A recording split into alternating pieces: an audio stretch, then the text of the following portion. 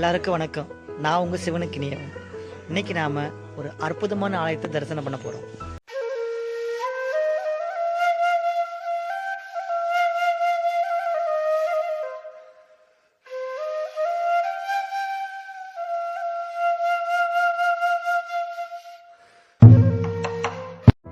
அந்த ஆலயம் எங்கே இருக்குது, அந்த ஆலயத்துக்கு எப்படி போகலாம், வாங்க ஆலயத்தை நோக்கி பயணிக்கலாம்.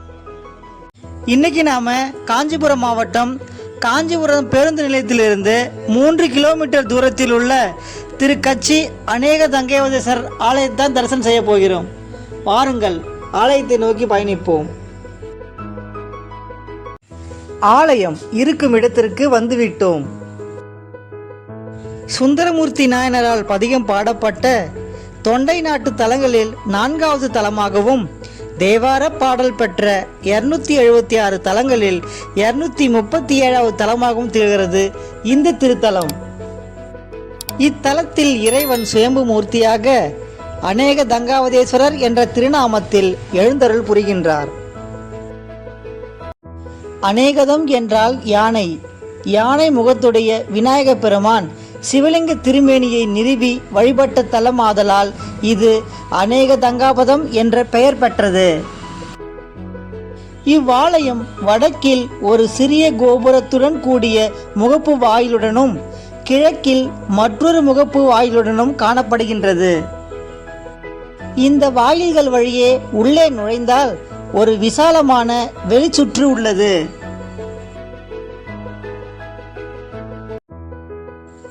ஆலயத்தின் உள்ளே சென்றவுடன் முதலில் பலிபீடம் அமைக்கப்பட்டுள்ளது. பலிபீடத்தை தரிசனம் செய்கின்றோம்.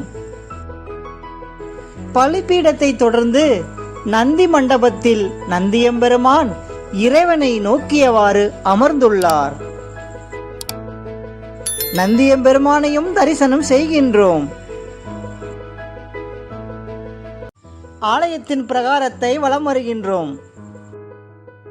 பிரம்மாவின் புத்திரராகிய மரிஷி மகரிஷி தடாகத்தில் நீராடச் சென்றபோது நீரில் இருந்த தாமரை மலரில் ஒரு குழந்தையை கண்டார். குழந்தைக்கு வல்லபை என பெயரிட்டு வளர்த்து வந்தார்.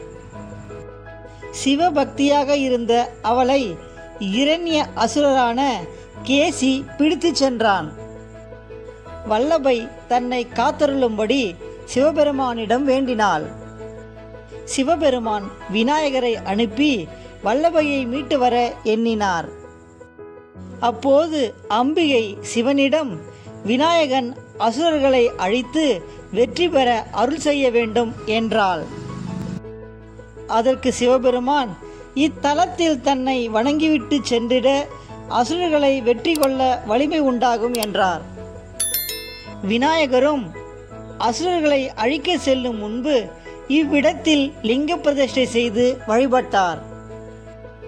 பின் வல்லபையை மீட்டு வந்தார். சிவபெருமானும் அம்பாளும் இருவரும் விநாயக பெருமானுக்கு இத்தலத்திலேயே வல்லபையை மணமுடித்து வைத்தனர். இத்தலத்தில் இறைவனை வழிபடுபவர்கள் கொடிய துன்பமாகிய பிறவித்துயர் தீர்ந்து இறைவன் உறையும் திருக்கைலாயத்தை அடைந்து அங்கு தங்கும் பேற்றினை பெறுகின்றார் என்று காஞ்சி புராணம் கூறுகின்றது. இப்படி பல சிறப்புகளை கொண்ட இந்த அற்புதமான திருத்தலத்தை தரிசிக்கும் பாக்கியத்தை எல்லாம் வல்ல எம்பெருமான் ஈசன் அடியனுக்கு அளித்துள்ளார். மேலும் அடியார் பெருமக்கள் அனைவரும் இங்கு வந்து இப்பெருமானை வழிபாடு செய்து இவரின் பரிபூர்ண திருவருளை பெற வேண்டும் என்று இறைவனிடம் விண்ணப்பம் செய்கின்றோம்.